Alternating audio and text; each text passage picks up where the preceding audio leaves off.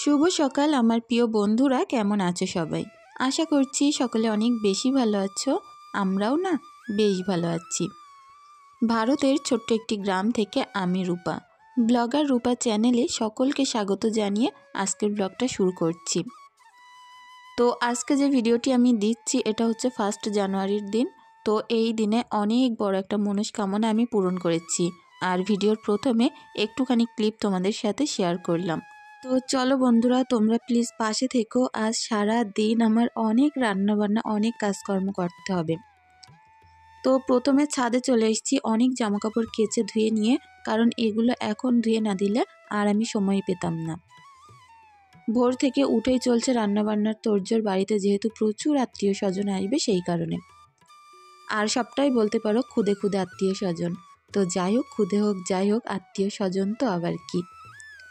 তো আজকের দিনে আমি আমার হাজব্যান্ডকে একটা আমার মনের কথা বলেছিলাম যে কিছুটা বাড়িতে বাচ্চা, একটু বয়স্ক মানুষ, বৃদ্ধা মানুষ যাদেরকে আমি খাওয়াতে চাই। কারণ আমি মনে করি বছরের প্রথম দিনটা যদি সুন্দরভাবে যায়, সারা বছরটাই হয়তো সুন্দরভাবে যাবে। এটা হয়তো আমাদের মনের একটা ধারণা, তবুও কি করে তো দেখি, আবার কি মনেরই তো একটা ছোট্ট আশা, যেটাকে পূরণ করব বলেছি। তো হাজব্যান্ড এক কথায় রাজিও হয়ে গেছে, যেহেতু আজকেও বাড়িতে আছে। তো বলল ঠিক আছে, তোমার মতো তোড়জোড় শুরু করে দাও সকাল থেকে। তো প্রচুর বাজারঘাট করে আনা হয়ে গেছে, এখন শুধু নিচেই যাব, রান্নাবান্নাগুলো কমপ্লিট করব। আর যেহেতু মসজিদ থেকেও অনেকে খেতে আসবে, তো তাদের জন্য সুন্দর করে একটু স্পেশাল আলাদা কিছু নাস্তা বানাতে হবে। তো এই জামাকাপড়গুলো টাল হয়েছিল, আর যেহেতু নতুন বেডশিট খাটে পেতে দিয়েছে, ওই কারণে যে বেডশিটটা তুলেছিলাম সেটা পরিষ্কার করে দিলাম। আমার একটা কি বলবো যে অভ্যাস, যেটা আমি না করে থাকতে পারি না, বেডশিট তোলা মাত্রই নোংরা বেডশিটটা কেচে দিতে হয়। কারণ বেডশিট যেহেতু বড় আর এক জায়গায় গোটো করে রাখলে দেখতেও কিন্তু বেশ বাজে লাগে, ওই কারণে যত সম্ভব চেষ্টা করি তোলার সাথে সাথে কেচে দিতে।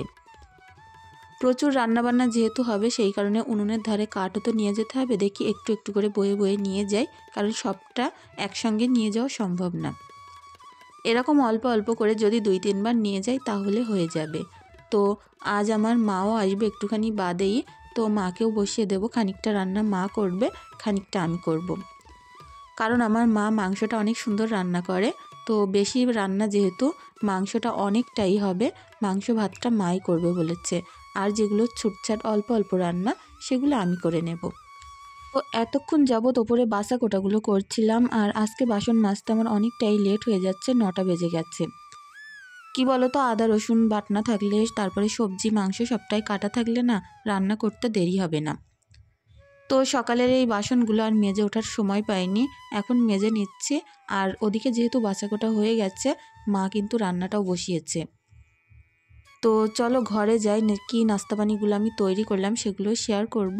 আর আমার মা উনুন পাড়ে রান্না করছে, সবটাই শেয়ার করব। তো মা যেহেতু অর্ধেকটা রান্না করেছিল, অর্ধেকটা আমি আর বাদবাকিগুলো করেছিলাম। আর কতজন এসেছিল সবটাই তোমাদের সাথে শেয়ার করব।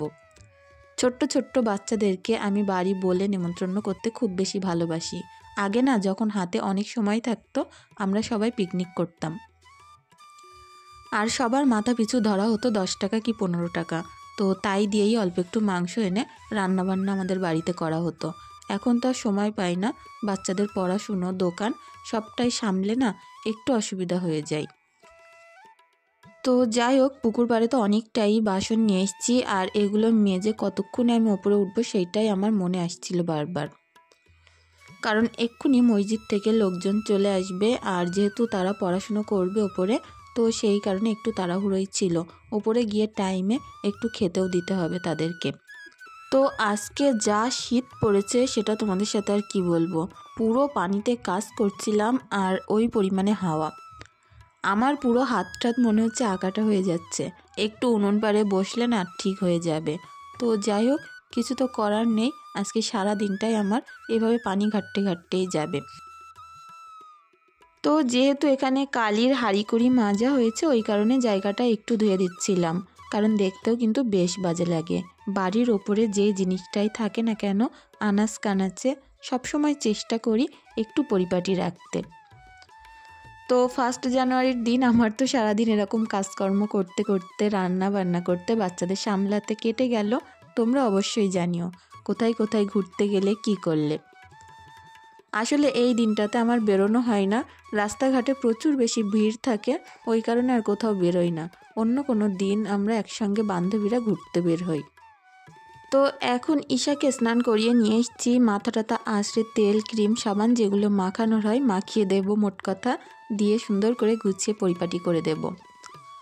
বাড়িতে একটা মানুষ আসলে কিন্তু এভাবে একটু কাজকর্ম করতে হয়, আর বাচ্চা কাচ্চার খেয়ালও কিন্তু তার পাশাপাশি সমানভাবে রাখতে হয়। তো যাই হোক, ঈশার এদিকে মোটামুটি গোছানো কমপ্লিট, আর ও না গুছিয়ে দেওয়ার সঙ্গে সঙ্গে নাচানাচি করা শুরু করে দিয়েছিল। আমার হাতে এখন প্রচুর কাজ আছে, জামা কাপড়গুলো সুন্দর করে গুছিয়ে আলনায় রাখবো। তো কি বলো তো, ভোরবেলা উঠেছি বলে সব কাজকর্মগুলো আজ আমি টাইমের মধ্যে শেষ করতে পেরেছিলাম, তা না হয় এই কাজগুলো আমি করেই শেষ করতে পারতাম না। একা মানুষ হলে তোমরা হয়তো সকলেই জানো যে কতটা চাপের হয়ে থাকে এরকম একটা দিনে। তো আজ আমার মা এসেছিল বলে একটু আমার হেল্প হয়েছিল। সে ওই যে উনুন পাড়ে বসে মাংস ভাত টাতগুলো করেছিল, তাতেই আমার অনেকটা এগিয়ে গেছে। আর বাদবাকি রান্না আমি করেছিলাম, তারপরে দেওয়া থোয়াগুলো আমার হাজব্যান্ড করেছিল। সব কিছু মিলেমিশে না দিনটা আজকে খুব সুন্দর কেটেছিল। তো এখন যে বালিশের অরগুলো লাগবে না সেগুলো ভাঁজ করে জায়গা মতো রেখে দেব। যে বেডশিটগুলো কেচে দিয়েছিলাম সেগুলো আলাদা করে গুছিয়ে রাখবো। এগুলো হচ্ছে সুতির বেডশিট, তো এতটা বেশি খারাপ হয়ে যায় কিছুদিনের মধ্যে। আমি 2-3টে কিনেছি, একদমই কালার ভালো থাকে না। তবে এই যে বেডশিটটা ভাঁজ করছি এটা একটু টেরিকট পাইল আছে, তবে এই বেডশিটগুলো অনেক দিন যায়, কালার নষ্ট হয় না। ওই কারণে না আমি এখন চেষ্টা করি একটু টেরিকট টাইপের বেডশিট কিনতে। ওগুলো কিন্তু প্রচুর নরম, তবে সুতির না, ওই কারণে বেডশিটগুলোর রং ওঠে না। তো প্রত্যেকটা বালিশের অরগুলো পরিয়ে নেব। আর এই বেডশিটটার ওপরে একটা সাদা বেডশিট আমি পেতে দিয়েছিলাম, আর এটা কিন্তু তুলিনি কারণ এটা আমি সকালে পেতেছিলাম, পুরো পরিষ্কার বেডশিট। তো এই ঝাড়াঝাড়ির কাজগুলো কমপ্লিট করে বেডশিট পেতে গেছিলাম সোজা রান্নার দিকে।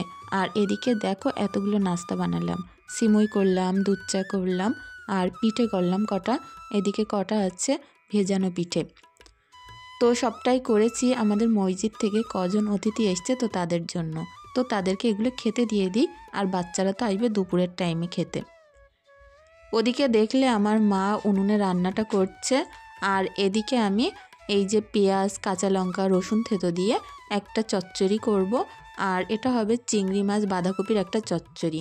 চিংড়ি মাছের পরিমাণটা অনেকটাই ছিল, যেহেতু একটু ছোট ছোট চিংড়ি মাছ ওই কারণে পুরো ভর্তি হয়ে গেছিলো। আর এদিকে মাছের মাথা পুরো মরমরে করে ভেজে রেখেছি ডাল করব বলে। তো চিংড়ি মাছের এই যে ভাজাটা অন্য একটা কড়াই নিলাম, কারণ ভাজাটা এই কড়াই করতে অনেক সুবিধা হয়, এটা পুরো পাতানো। আর ওই যে গোল কড়াটা ওপাশে বসিয়ে দিলাম, ওটাতে আমি ডাল করব। ওটার গভীরটা একটু বেশি, ডাল করলে না খুব সুন্দর হয়। তো কি বলো তো, রান্নাটা যেহেতু অনেক তাড়াতাড়ি হয়ে গেছিলো একটাই কারণে, আমার মা ওদিকে দুচুলোই দুরকম করছিল, আমি এদিকে গ্যাসে দুরকম করছিলাম, তো সেই কারণে আর কি। আর বাচ্চারা না খুব বেশি খায় না, ওই কারণে এই যে এত এত রান্না করলাম সবটাই কিন্তু অধিকাংশ থেকে গেছিলো। তো এদিকে দেখো বাঁধাকপিটা নামিয়ে ওপাশে বসিয়ে দেব, আর একদম লো ফ্লেমে আস্তে আস্তে জাল করে ভাজতে থাকবো। আর এদিকে করব আমি মুগ ডালটা, কাঁচা লঙ্কাই দিচ্ছি, কারণ মুগ ডালে কাঁচা লঙ্কা দিলে, তারপরে এমনি ডালেও দেখবে কাঁচা লঙ্কা দিলে ভালো লাগে। আমি তো মুগ ডাল বলো মসুর ডাল বলো সবটাতেই কাঁচা লঙ্কা দিই। এদিকে একটু আদা রসুন বাটাটাও দিয়ে দিলাম, দিয়ে সুন্দর করে মুগ ডাল মাছের মাথাটা করব। আজ হয়তো পুরো রান্নাটা তোমাদের সাথে শেয়ার করতে পারবো না, প্রচুর তাড়া আছে জানো তো। আর বাড়িতে অতিথি আসলে কিন্তু একটু অসুবিধা হয়ে যায়, যে এত এত রান্নার মাঝে ভিডিও করাও একটু কষ্টকর ব্যাপার। তো এদিকে রান্না হচ্ছিল, তখন আমার হঠাৎ মনে পড়লো যে শালপাতা আনতে ভুলে গেছি, যেহেতু শালপাতার থালাই করে খেতে দিলে বাসন একটু কম মাজতে হয়। তো সিমরানকে আবার দোকানে পাঠালাম, আমাদের সেখান থেকে শালপাতা আনতে গেছে। আর এদিকে আমি রান্নাগুলো কমপ্লিট করছি, ওদিকে বিছনা টিছনাগুলো পেতে পুরো বারান্দাগুলোই রেডি করব। এবার এইভাবে ঢাকা চাপা দিয়ে নাড়বো আর একটু একটু করে কাজ করব। পাশের ঘরটাও একটু হুড়িয়েছিল, আর ঈশার যেহেতু গাটাগুলো ধোয়ানো হয়ে গেছে, আমার জায়ের মেয়ের কাছে অল্প করে একটু ভাত দিয়েছিলাম আর মাংস তুলে দিয়েছিলাম। ঈশাকেও আমার জায়ের মেয়ে সুন্দর করে বসিয়ে খাইয়ে দিচ্ছিল। তো এদিকে বাঁধাকপির মধ্যে একটু চিনি অ্যাড করে দিলাম, কারণ এরকম চিংড়ি মাছ পড়লে বাঁধাকপিতে একটু মিষ্টি হলে বেশ ভালো লাগে। তো চলো পুরো রান্নাটা তোমাদের সঙ্গে এবার শেয়ার করি। মাংসটা এই যে এখানে আছে বেগুনি আর এখানে আছে চচ্চড়ি, চিংড়ি মাছ, বাঁধাকপির অনেক মজার হয়েছিল। একটা ডিম সিদ্ধ ঈশার জন্য আর এখানে ডাল। তো সবটার পরিমাণই এখন কম কম আছে, কারণ পুরোটা আমি গামলায় তুলে তুলে দিয়েছি আর ঘরে যারা আছে তাদেরকে খেতে দেওয়া হয়ে গেছে। এখন এই যে বাইরে বাচ্চারা বসেছে, সকলকে খেতে দেওয়া হবে। তো সবাই তো অনেক বেশি আনন্দ করছিল, আমারও বেশ ভালোই লাগছিল জানো তো। আর আমার মা এই যে পাশে বসে অনেক হাসাহাসি করছিল বাচ্চাদের সাথে। আর এই একজনা যে একটু চোখে দেখতে পায় না, তো সিমরান এগিয়ে নিয়ে আসছিল। তো যাই হোক, সকল বাচ্চাদের সঙ্গে সিমরানকেও বসিয়ে খেতে দিয়ে দেওয়া হবে। তো ওকে বললাম বসতে, বলছে একটুখানি বাদে বসবে। তো আমার জায়ের আর একটা মেয়ে আসেনি, তো জায়ের মেয়ে আসলে বলছে ওরা 3 বোনে একসঙ্গে বসবে। তো যাই হোক, হাজব্যান্ড এদিকে সকলের পাতে ভাত, ডাল, বেগুনি সবটাই তুলে দিচ্ছিল। আর আমার বলল ঈশাকে কোলে নিয়ে রাখতে, ও তো ঘুমিয়ে পড়ছিল, অনেক কান্নাকাটি করছিল, তো আমি কোলে নিয়ে রেখেছিলাম। তো এদিকে হাঁড়িকুড়ির ধারে আমার মা ছিল, সবটাই বাড়াটাড়া করে দিচ্ছিল আমার মা। তো বেড়ে দিচ্ছিল বলে হাজব্যান্ড আবার তাড়াহুড়ো করে দিয়েও দিতে পারছিল। তো সকলের অনেক সুন্দর সুষ্ঠুভাবে হয়ে গেছিল। আর এখন খাওয়া দাওয়ার পরে বিকালের টাইমে মেয়েদেরকে নিয়ে হাজব্যান্ড পুকুর পাড়ে বসে আছে। এই যে সময়টা ছিল অনেকটা সুন্দর। তো বন্ধুরা, আজকের ভিডিওটি এখানেই শেষ করছি। সকলে অনেক ভালো থেকো।